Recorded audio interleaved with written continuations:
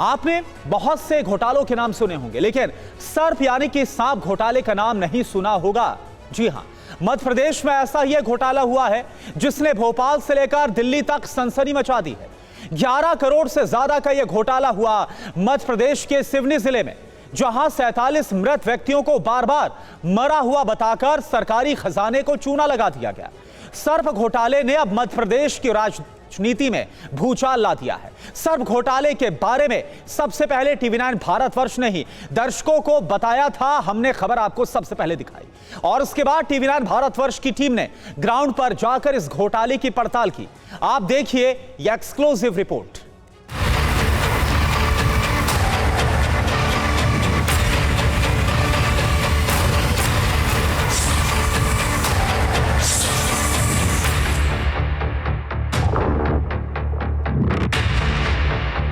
दिल्ली से करीब 1000 किलोमीटर दूर घने जंगलों वाले सिवनी जिले के गांवों और गलियों में टीवी9 भारतवर्ष का रिपोर्टर आखिर क्या कर रहा है?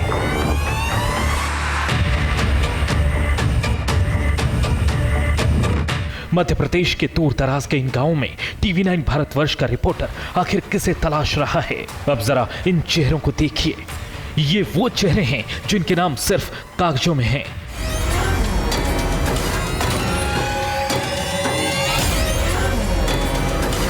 लेकिन उन्हें कई बार मृत दिखाकर उनके नाम पर करोड़ों का मुआवजा लिया गया। हालांकि गांव में कुछ लोग ऐसे भी हैं जो जीवित भी हैं, लेकिन उन्हें भी कागजों में कई बार सांप के काटने से मरा हुआ बताया गया और उनके नाम पर बार बार मुआवजे की रकम हड़पी गई। एमपी अजब है, सबसे गजब है। जी हां, जिस एमपी यानी मध्य प्रदेश की खासियत के बारे में आप ये पंचलाइन सुनते रहे हैं, उसी एमपी में एक गजब कारनामा हुआ। सांप के काटने से राजकुमार 19 बार तो रमेश को 30 बार मृत दिखाया गया। इसी कड़ी में एक नाम द्वारका बाई का भी था, जिन्हें सरकारी दस्तावेजों में 28 बार मरा हुआ दिखाया गया और उनके नाम पर पैसे निकाले गए। टीवी9 भारतवर्ष की टीम जब द्वारका बाई के पते पर सिवनी जिले के गांव बिछुत रैयत पहुंची तो गांव की पंचायत में सरपंच और सचिव से लेकर ग्रामीणों से भी हमने पूछताछ की, लेकिन जवाब मिला कि कोई द्वारका बाई यहां नहीं रहती। नहीं, द्वारका बाई तो यहाँ नहीं रहती ना। यहाँ आज तक द्वारका बाई त्रिलोकचंद जो आप नाम बता रहे हैं, यहाँ कोई आज तक मेरे यहाँ तो है ही नहीं इस नाम की। आप तो कितनी आबादी है इस गांव की? करीब करीब 2000 पूरी माने की ग्राम पंचायत। 2000 आबादी में तो आप लोग तकरीबन जानते ही होंगे सभी। हाँ, जानते हैं सभी लोगों को पर वो यहाँ आप जो नाम बता रहे हैं वो नाम यहाँ पर मुझे है ही नहीं मेरे यहाँ तो। नहीं, द्वारका बाई कोई त्रिलोकचंद उनके पति है यहाँ रहती? टोला में नहीं है, पंचायत में कोई नहीं है। अच्छा, आप बताएं। नहीं सर, यहाँ पे नहीं। आप सर यहाँ तो कई समझ। दादा, आप तो पुराने लग रहे हैं, कोई यहाँ द्वारका बाई? हाँ। द्वारका बाई की तरह हमें लिस्ट से ऐसे ही एक और नाम का पता चला।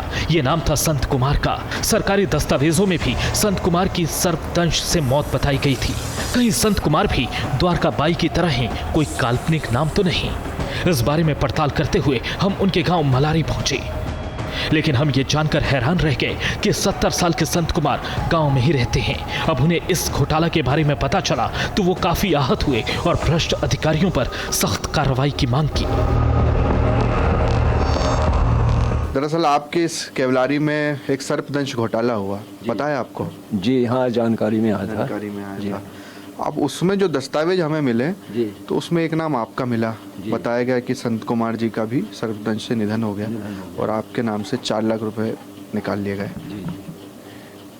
और हमारी जानकारी में कुछ ऐसा है नहीं है। जी हाँ। कोई आपका मतलब आधार कार्ड, एड्रेस, ये सब चीज़ें कुछ दी होगी कभी आपने? कभी नहीं। इस घोटाले की शुरुआती जांच में पता चला कि 279 काल्पनिक नामों का सहारा लेकर 11 करोड़ के घोटाले को अंजाम दिया गया। दावा है कि सर्पदंश घोटाला साल 2019 में कमलनाथ सरकार के समय से ही चला आ रहा था, जिसका खुलासा अब हुआ है। मध्य प्रदेश के सिवनी में केवलारी से कैसे जुड़ी है इस घोटाले की कड़ियां, इसकी पड़ताल के लिए टीवी9 भारतवर्ष की टीम केवलारी थाने भी पहुंची। यह मामला 2019 और 2022 के दरमियान का है।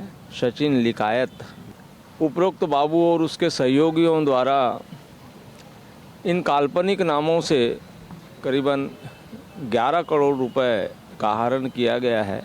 अब तक 21 लोगों की गिरफ्तारी हो चुकी है और 17 अन्य आरोपी जिनकी गिरफ्तारी शेष है। इस पड़ताल के दौरान सिवनी जिले के केवलारी तहसील में कई गांवों के सरपंच और पूर्व सरपंचों से हम मिले।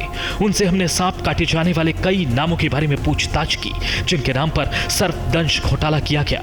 लेकिन लोगों ने कहा कि वो किसी को नहीं जानते। यहाँ तक कि लोगों ने कहा कि 15 वर्षों से उनके गाँव में किसी की सांप काटने से मौत नहीं हुई। अब ये जो तस्वीर आप देख रहे हैं, ये सिवनी जिले की केवलारी तहसील है और यहीं से इस पूरे घोटाले की आप कह सकते हैं कि शुरुआत हुई। जो मास्टरमाइंड था यहाँ पर बाबू, जिसका नाम सचिन बताया गया, जिसे अरेस्ट भी किया गया, उसी ने इस पूरे घोटाले को अंजाम दिया। आप सोचिए कि किस तरह से उसने मन के घोड़े दौड़ाए, कल्पना की कि क्यों ना ऐसा कर दिया जाए कि एक काल्पनिक नाम, मतलब आप देखिए कि कल्पना भी कैसी कि कोई शख्स इस पृथ्वी पर है ही नहीं, सिर्फ कल्पना की गई कि एक नाम रख देते हैं श्री राम, एक नाम रख देते हैं द्वारका भाई, एक नाम रख देते हैं रमेश, और इन्हें किसी को 20 बार मार दिया, किसी को 38 बार मार दिया। उन एड्रेस पर भी हम गए, जिन जिन गाँव के एड्रेस बताए गए, वहाँ पर हमने वोटर लिस्ट चेक की, मगर कोई भी शख्स वहाँ पर वोटर लिस्ट में नहीं मिला। एमपी सरकार सांप काटने से मृत्यु होने पर 4 लाख रुपए का मुआवजा देती है। The royal society of tropical medicine and hygiene general की रिपोर्ट के मुताबिक साल 2020 से 2022 के बीच यानी 2 साल में मध्य प्रदेश सरकार ने सांप काटने के नाम पर 231 करोड़ रुपए का मुआवजा बांटा था। जांच में सामने आया है कि मृत व्यक्तियों के नाम पर बिना मृत्यु प्रमाण पत्र के और यहाँ तक कि बिना पुलिस वेरिफिकेशन और पोस्टमार्टम रिपोर्ट के ही मुआवजे की राशि पास कर दी जाती थी। सर्प घोटाले के सामने आने के बाद अब इस पर सियासत भी शुरू हो गई है। सांप घोटाला मध्य प्रदेश में हुआ, सांप काटने वाला घोटाला मध्य प्रदेश में हुआ, सांप गिनने वाला घोटाला मध्य प्रदेश में हुआ। सांप घोटाला अगर कहीं दुनिया में हुआ, अजूबा है, गिनीज बुक में आएगा, वर्ल्ड रिकॉर्ड बनेगा। वो मध्य प्रदेश में मोहन यादव की सरकार में हुआ। सांप गिनने में और सांप काटने में और सांप से काटने में मरने वालों में भी घपला करने वाले लोग हैं ये। देखिए, भारतीय जनता पार्टी की सख्त और संवेदनशील सरकार है, कानून का राज चलता है।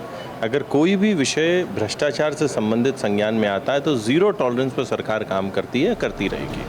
मध्य प्रदेश के सर्प घोटाले में अब तक एसडीएम और तहसीलदार समेत 40 से ज्यादा लोगों को आरोपी बनाया गया है। जबलपुर संभाग के वित्त विभाग की विशेष टीम द्वारा की गई जांच में ये घोटाला सामने आया। एक लंबी विस्तृत जांच हम लोगों ने करी थी। जांच के बाद हमने पाया कि 11 करोड़ 26 लाख रुपए का इसमें गबन हुआ है। 47 ऐसे लोग हैं जिनके खाते में ये गबन का पैसा गया है। इसके अलावा जिन लोगों के लॉगिन पासवर्ड से ये गबन हुआ है, उनके भी नाम हमने कार्रवाई के लिए प्रस्तावित किए हैं। सीएजी रिपोर्ट में यह भी सामने आया है कि सिर्फ सांप काटने से ही नहीं बल्कि पानी में डूबने से लेकर बिजली गिरने तक के मामलों में मुआवजे को लेकर घोटाला किया गया। कई लोगों को कागजों में ही डुबोकर मार दिया गया और कई लोगों को बिजली गिरने से मौत बता दिया गया।